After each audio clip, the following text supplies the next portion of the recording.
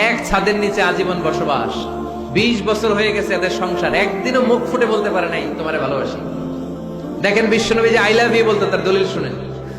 সাহাবারা জিজ্ঞেস করলেন, ইয়া রাসূলুল্লাহ মান আহাব্বুন নাস ইলাইক, ও নবী কারে সবচেয়ে বেশি ভালোবাসেন? Who do you love the most, নবী কাকে সবচেয়ে বেশি লাভ করেন আপনি? সাহাবারা প্রশ্ন করলেন, ইয়া রাসূলুল্লাহ কাকে লাভ করেন বেশি? আল্লাহর হাবিব সাল্লাল্লাহু আলাইহি ওয়াসাল্লাম বললেন, আয়েশা। আয়েশা নাই, সুবহানাল্লাহ কইবেন না? সাহাবারা বললেন, ওমিনার রিজাল, পুরুষদের মধ্যে কারে বেশি পছন্দ করেন? বিশ্বনবী বললেন, আবুহা, আয়েশার বাবারে। সাইয়েদনা আয়েশা রাদিয়াল্লাহু তাআলা আনহার বাবার নাম কি? আবু বকর। কি নাম? আবু বকর। আল্লাহর হাবিব সাল্লাল্লাহু আলাইহি ওয়াসাল্লাম বললেন, সবচেয়ে বেশি লাভ করি আয়েশাকে। সাহাবারা বললেন, ওমিনার রিজাল, পুরুষদের মধ্যে কারে বেশি লাভ করেন? আল্লাহর হাবিব সাল্লাল্লাহু আলাইহি ওয়াসাল্লাম বললেন, আয়েশার বাবারে। সুবহানাল্লাহ পড়ে। আম্মা জান আয়েশাকে বিশ্বনবী এত ভালোবাসতেন, আম্মা জান আয়েশা পেয়ালার যেখানে ঠোঁট লাগিয়ে দুধ পান করতেন, বিশ্বনবী পেয়ালার ওই জায়গাটা খুঁজে খুঁজে ওই জায়গায় ঠোঁট লাগিয়ে দুধ পান করতেন। আম্মা জান আয়েশা রাদিয়াল্লাহু তাআলা না গোশত খেয়ে হাড্ডি চষে হাড্ডিটা রেখে দিলে বিশ্বনবী আম্মা জান আয়েশার চষা হাড্ডিটা মুখে নিয়ে আবার চষতে শুরু করে দিতেন। পড়েন সুবহানাল্লাহ। দুইজন একসাথে এক বালতি থেকে পানি নিয়ে গোসল করতেন। পড়েন আল্লাহু আকবার। আল্লাহর হাবিব বললেন, সব খাবারের মধ্যে যেমনি সারিদ সেরা, নারীকুলের মধ্যে তেমনি আমার আয়েশা সেরা। দেখেন কেমনে এপ্রিসিয়েট করতেন। আম্মা জান আয়েশাকে তিনি সব সময় আদর করে হামায়রা বলে ডাকতেন। হামায়রা মানে লাল সুন্দরী বউ। কি সুন্দরী? আম্মা জান আয়েশা রেগে গেলে গাল দুটো আনার ফলের মতো লাল হয়ে যেত, এজন্য ডাকতেন, ও আমার লাল সুন্দরী বউ। সুবহানাল্লাহ কইতে পারলেন না? আবার আম্মা জান খাদিজাতুল কুবরা তাহেরা রাদিয়াল্লাহু তাআলা আনহার ব্যাপারে বলতেন, ইন্নী ক্বাদ রুজিকতু হুব্বাহা। সহিহ মুসলিমের বর্ণনায় তিনি বলতেন, খাদিজার ভালোবাসা আল্লাহ তাআলা আমার হৃদয়ে রিজিক হিসেবে দিয়েছে। আম্মা জান আয়েশা রাদিয়াল্লাহু তাআলা আনহাকে নিয়ে মরুভূমিতে দৌড়াদৌড়ি করতেন। ভাবির সাথে দৌড়াদৌড়ি করছেন কারা কারা? দেখি হাত তোলেন। হ্যাঁ, দৌড়াদৌড়ি করছেন কোথায়? যৌতুকের লেগে হেতরে দৌড়াইছেন? এতি বাসাল্লাহ দিছে দৌড়, এই দৌড়াদৌড়ি না। আম্মা জান আয়েশা রাদিয়াল্লাহু তাআলা আনহার সাথে বিশ্বনবী মরুভূমিতে দৌড়াদৌড়ি করেছেন। বলেছেন, আয়েশা দেখো কে কার আগে ওই খেজুর বাগান করতে পারে, তুমি আগে না আমি আগে। একবার বিশ্বনবী জিতলেন, তার 7 বছর পরে প্রথমে আম্মা জান আয়েশা রাদিয়াল্লাহু তাআলা আনহা দৌড়ে জিতলেন। তার 7 বছর পরে বিশ্বনবী জিতে আম্মা জান আয়েশাকে হারায় দিলেন। পড়েন সুবহানাল্লাহ। ঈদের দিন আম্মা জান আয়েশাকে হাবাসী সাহাবাদের তীর আর বল্লম দিয়ে যে খেলা চলতে, এই খেলা দেখাতেন। সুবহানাল্লাহ। বিশ্বনবী খেলা দেখাতেন আম্মা জান আয়েশাকে।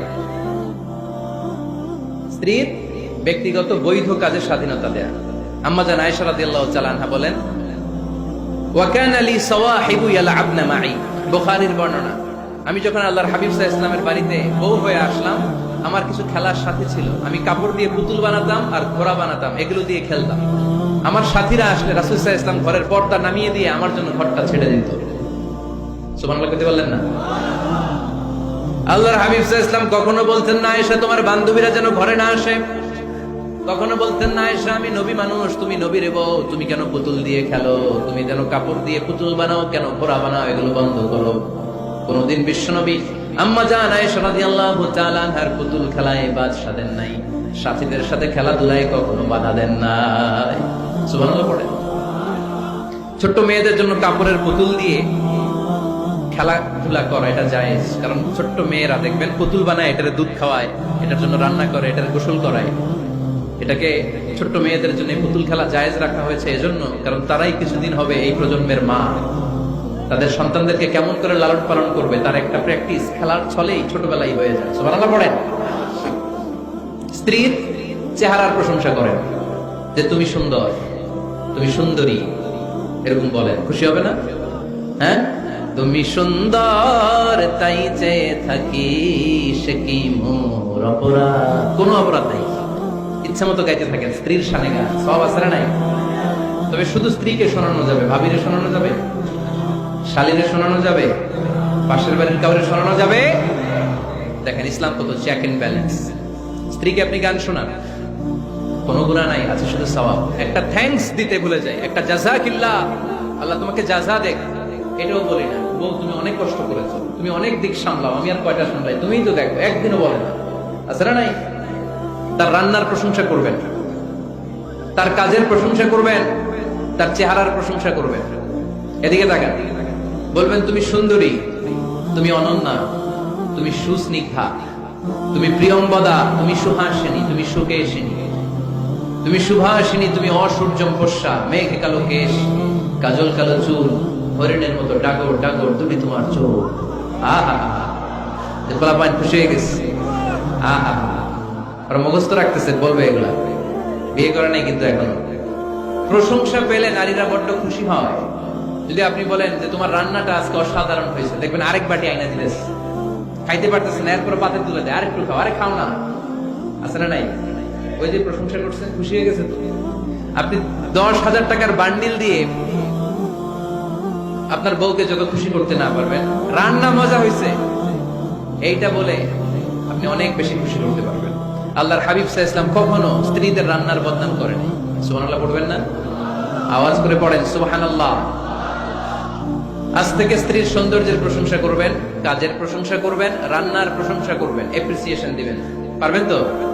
সালাম দিবেন, স্ত্রীকে কি দিবেন? আল্লাহ বললেন ওয়া আশিরুহুন্না বিল মা'রুফ, স্ত্রীর সাথে কোমল ভাষায়, ভালো শব্দে, ভালো বাক্যে, ভালো কথা বলো। স্ত্রীর সাথে খারাপ আচরণ করো না। স্ত্রীকে দেখলে তুমি মুচকি হাসি দাও। অনেক স্বামী আছে কখনো স্ত্রীকে দেখলে মুচকি হাসি দেয় না, চেহারাটা বাংলা পাসের মতো এরকম করে রাখে। আসলে নাই? হাসবেন, হাসবেন। মুচকি হাসতে পয়সা লাগে না, পয়সা লাগে, এজন্য হাসবেন।